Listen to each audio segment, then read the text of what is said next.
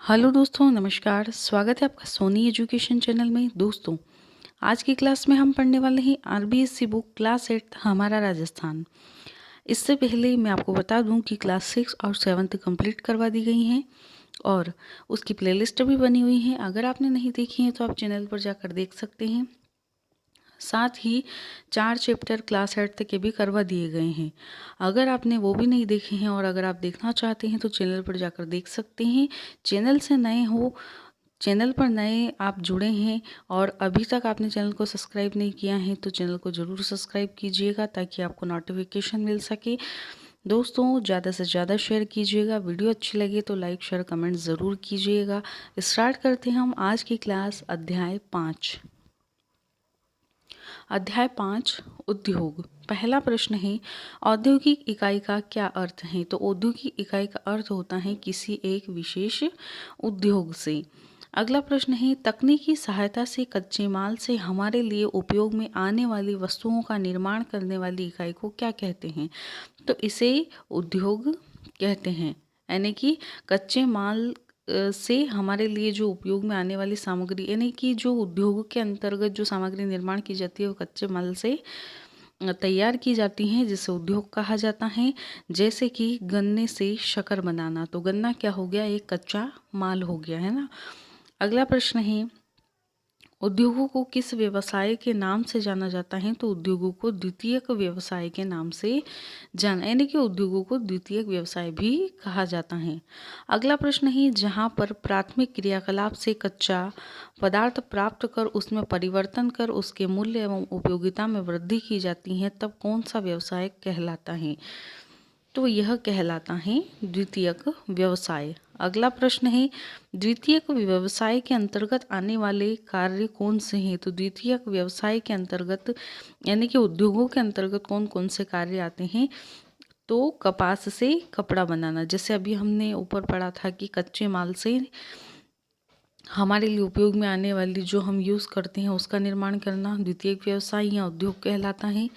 तो देखिए कि किस प्रकार से कच्चे माल से नई वस्तु जो हमारे लिए यूज़ में आती है उसका उपयोग किया जाता है, वो बनाई जाती हैं, जिसे द्वितीयक व्यवसाय कहा जाता है। तो द्वितीयक व्यवसाय के अंतर्गत कपास से कपड़ा बनाना, गन्ने से शक्कर बनाना, सोने से आभूषण बनाना, गेहूं से बिस्किट बनाना। अब इसके अंतर्गत ये सब नई सामग्री है और यह सब क्या है? कच्चा माल है ना। अब ये क्या है? कृषि से उत्पन्न होने वाला कच्चा माल है। ठीक है, ये धातु से है। इस तरीके से आपको याद रखना है कि इस तरीके से भी पूछा जा सकता है कि यह किसके अंतर्गत आएगा? तो कृषि उद्योग के अंतर्गत आएगा। कृषि उद्योग के अंतर्गत कच्चा माल कपास, इससे कपड़ा बनाया जाता है। अगला है लोहे से उपकरण बनाना आदि। नेक्स्ट है, धन प्राप्ति की हेतु किए जाने वाले वे समस्त क्रियाकलाप जिनसे मानव अपने और अपने परिवार का भरण पोषण जीवन यापन करता है, कौन सी क्रिया, यानी कि जो काम किया जाता है धन के लिए, पैसों के लिए, कि उससे हम हमारी ज़रूरतों को पूरी कर सके, तो ऐसे कार्य को, ऐसी क्रिया को हम आर्थिक क्रिया कहते हैं। आर्थिक क्रियाओं के अंतर्गत कौन से कार्य आते हैं जिससे हम हमारी आवश्यकताओं को पूरा करते हैं वे कार्य करके? तो उसके अंतर्गत कृषि है, पशुपालन है, वानिकी है, खनन, विनिर्माण, परिवहन और अन्य कई सेवाएं आदि। अगला प्रश्न है, राजस्थान लघु उद्योग निगम किन उद्योगों के विकास के लिए प्रयासरत है? तो कुटीर एवं लघु उद्योग जो है वह राजस्थान जो लघु उद्योग निगम है वह कुटीर एवं लघु उद्योगों के लिए निरंतर प्रयासरत हैं, यानी कि उसके विकास में ये निगम अपना योगदान दे रहा है। अगला प्रश्न है, राजस्थान लघु उद्योग निगम किस प्रकार की सुविधाएं प्रदान करता है? तो रियायती दरों पर ऋण, तकनीकी सहायता व विपणन की सुविधा। अगला है, किन उद्योगों के अंतर्गत अधिकांश कार्य हाथों से या छोटी छोटी मशीन एवं उपकरणों द्वारा किया जाता है? स्पष्ट दे दिया कि हाथों से, तो हथकरघा उद्योग के अंतर्गत हाथों से कार्य किया जाता है, छोटी छोटी मशीन या उपकरणों से हथकरघा उद्योग के अंतर्गत किया जाता है। किन वस्तुओं का निर्माण हथकरघा यानी कि हाथ से या छोटी छोटी मशीनों से किया जाता है? ऊनी शाल, कोटा डोरियाँ, साड़ियाँ, दरियाँ, निवार आदि। अगला प्रश्न है, राजस्थान में ऊनी बरड़ी निर्माण के लिए प्रसिद्ध स्थान कौन सा है? यानी कि खादी ऊनी के अंतर्गत आने वाली यह ऊनी बरड़ी जो है इसका निर्माण जैसलमेर में किया जाता है। ठीक है, बरडी अगर नाम आए तो जैसलमेर इसके लिए प्रसिद्ध स्थान है। राजस्थान में ऊनी कंबल के लिए प्रसिद्ध स्थान कौन सा है? बीकानेर। नेक्स्ट है राजस्थान में मेरिनो खादी के लिए प्रसिद्ध स्थान जैसलमेर और जोधपुर है। दोस्तों कंफ्यूज नहीं होना है क्योंकि ये सभी बुक के अंदर से ही मैंने क्वेश्चन बनाए हैं। अगला प्रश्न है किन फसलों के उत्पादन में राजस्थान भारत का सबसे बड़ा उत्पादक राज्य है? तो जौ, तिलहन, बीज, मसाले, मोटे अनाज, इन सब में राजस्थान सबसे बड़ा उत्पादक राज्य है भारत के अंदर। अगला प्रश्न है किन जिलों में गन्ने के रस से गुड़ और यानी कि सबसे पहले तो गन्ने के रस से क्या होता है, एक तो गुड़ का निर्माण होता है, खांडसारी का। अब ये किन जिलों में इनका निर्माण किया जाता है? तो कोटा, बूंदी, भीलवाड़ा और उदयपुर में। सरसों की अधिक पैदावार के कारण किन उद्योगों का विस्तार अधिक हुआ है? तो तेल घानी जो उद्योग है वह सरसों की पैदावार से इन उद्योगों का विकास हुआ है। तेल घानी उद्योग किन जिलों में पाए जाते हैं? यानी कि जो सरसों की पैदावार से तेल घानी उद्योग है वह जो उद्योग है वह अलवर, भरतपुर, सवाई माधोपुर और जयपुर और अन्य जिलों में भी यह उद्योग पाए जाते हैं। लेकिन मुख्य रूप से आपको ये नाम याद रखना है, कभी पूछ लिया जाए। राजस्थान का वह कौन सा जिला है जहां मूंगफली की खल से संबंधित उद्योग संचालित हैं? तो यह है अजमेर में। अगला प्रश्न है राजस्थान के किन जिलों में तिल्ली की खल एवं तेल से संबंधित उद्योग संचालित हैं? तो इसका आंसर है कोटा, बूंदी, बारां व पाली जिलों में। अगला प्रश्न है राजस्थान में कृषि आधारित उद्योग के विकास के लिए किन जिलों में रीको द्वारा फूड पार्क विकसित किए गए हैं?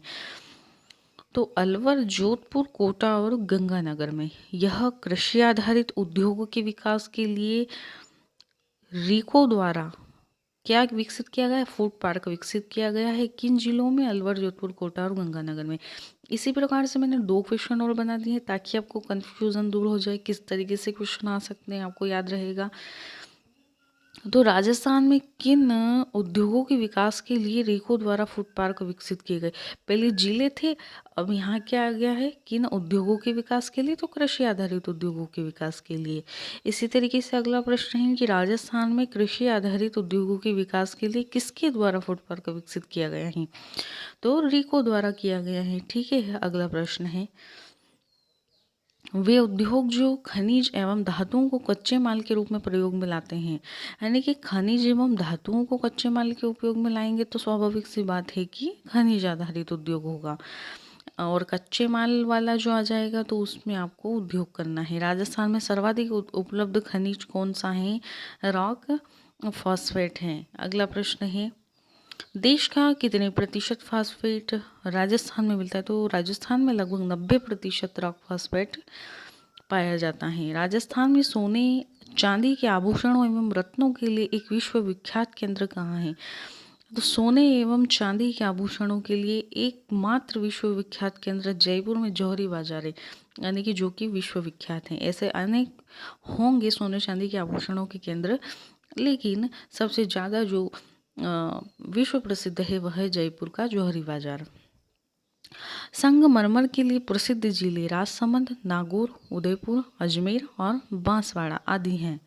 अगला प्रश्न है राजस्थान में लाल पत्थर के लिए प्रसिद्ध स्थान कौन सा है? अथवा इस तरीके से भी पूछा जा सकता है कि राजस्थान में लाल पत्थर किस जिले में उत्पादित होता है?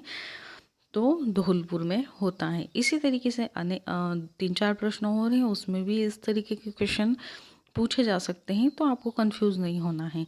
राजस्थान में पीले पत्थर के लिए प्रसिद्ध स्थान कौन सा है? तो जैसलमेर है। अगर उत्पादित पूछा जाए तो भी आपको जैसलमेर करना है। राजस्थान में कोटा स्टोन के लिए प्रसिद्ध स्थान तो कोटा ही है।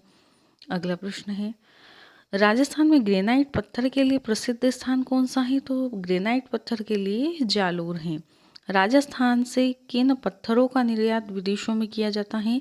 संगमरमर एवं ग्रेनाइट पत्थरों का निर्यात किया जाता है विदेशों में। अगला प्रश्न है राजस्थान का सबसे प्राचीन वस्त्र उद्योग कौन सा है? तो ये आप सबको पता होगा कि सूती वस्त्र उद्योग है। राजस्थान में सूती वस्त्र उद्योग की जो पहली मिल थी वो कहाँ स्थापित की गई थी? तो वह की गई थी अजमेर जिले के ब्यावर में। अगला प्रश्न है ब्यावर में स्थापित पहली सूती वस्त्र मिल किस नाम से स्थापित की गई थी? तो यह की गई थी द कृष्णा मिल्स लिमिटेड। अगला प्रश्न है सूती वस्त्र मिल द कृष्णा मिल्स लिमिटेड की स्थापना कब की गई? 1889 में। वर्तमान में राजस्थान का प्रमुख वस्त्र उत्पादक क्षेत्र कौन सा है? तो यह जो भीलवाड़ा है वहाँ पर वस्त्र उत्पादक क्षेत्र है, प्रमुख वस्त्र उत्पादक क्षेत्र। ठीक है, और वर्तमान में पूछा गया है राजस्थान की वस्त्र नगरी किसे कहा जाता है? भीलवाड़ा को। अगला है राजस्थान का मैनचेस्टर किसे कहा जाता है? तो इसे भी भीलवाड़ा ही इसका आंसर आएगा। राजस्थान में वस्त्रों की रंगाई छपाई तथा बंदिश कार्यों हेतु प्रमुख केंद्र कौन से हैं? जयपुर, सांगानेर, बगरू, जोधपुर, चूरू और बीकानेर नागौर हैं। अगला प्रश्न है राजस्थान में किन जिलों की सहकारी वस्त्र मिलों को मिलाकर राजस्थान राज्य सहकारी स्पिनिंग एवं जीनिंग मिल संघ की स्थापना की गई? तो इसका जो आंसर होगा वह होगा हनुमानगढ़, गंगापुर एवं गुलाबपुरा जो कि भीलवाड़ा में स्थित हैं। नेक्स्ट है राजस्थान राज्य सहकारी स्पिनिंग एवं जीनिंग मिल संघ को क्या कहा जाता है? तो इसे स्पिन फेड कहा जाता है। चूना, पत्थर, जिप्सम एवं कोयला का उपयोग किस उद्योग में किया जाता है? तो यह जो किया जाता है वह सीमेंट उद्योग में किया जाता है। अगला प्रश्न है राजस्थान में पहला सीमेंट कारखाना कब और कहाँ खोला गया? तो 20वीं सदी के दूसरे दशक में बूंदी जिले में स्थित लाखेरी में खोला गया। अगला प्रश्न है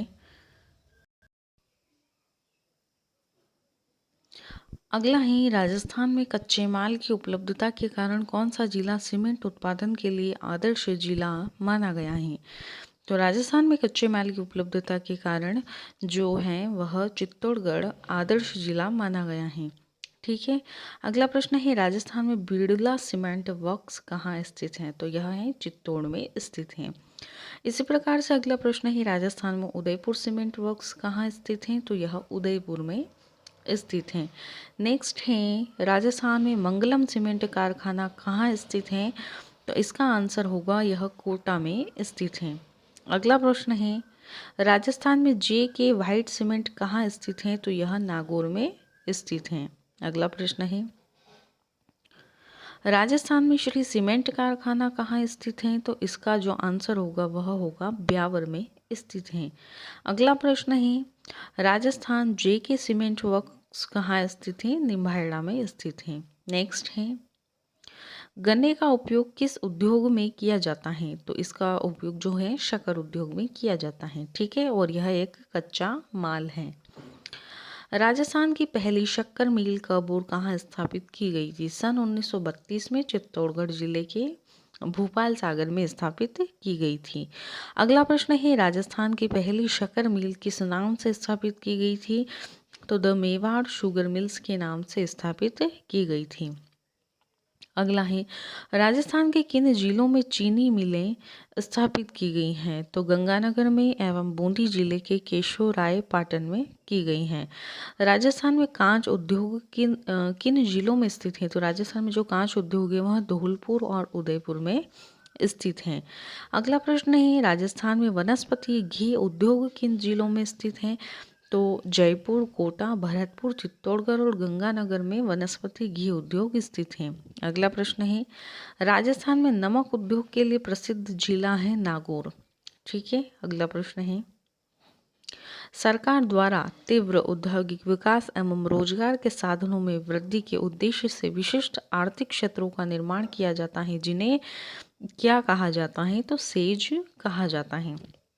सेज किसे कहते हैं कि सरकार द्वारा इसका क्या किया जाता है? निर्माण किया जाता है। दूसरा क्यों किया जाता है? औद्योगिक विकास एवं रोजगार के साधनों की वृद्धि के उद्देश्य से। अगला प्रश्न है राज्य का सबसे बड़ा सेज कहाँ स्थापित किया गया? सीतापुरा, जयपुर में। अगला प्रश्न है, धागे से बांधकर रंगाई प्रक्रिया से वस्त्र तैयार करना क्या कहलाता है? तो इसे हम बंदेज कहते हैं। अगला प्रश्न है, किसी मौसमी विशेष में चलने वाला उद्योग क्या कहलाता है? तो मौसमी उद्योग कहलाता है। जैसे कि शक्कर उद्योग, गन्ना जब उत्पादित होगा तभी वह शक्कर उससे बनेगी। तो मौसम के अनुसार अन्य और भी उद्योग हैं जो कि मौसम के अनुसार चलते हैं। राजस्थान राज्य औद्योगिक विकास एवं विनिवेश निगम क्या कहलाता है? तो इसे रीको कहा जाता है।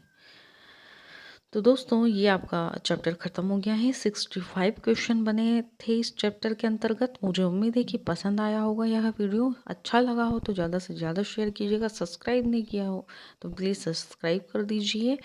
और एक बार फिर आपसे रिक्वेस्ट है कि अच्छा लगा हो तो लाइक शेयर कमेंट ज़रूर कीजिएगा। धन्यवाद।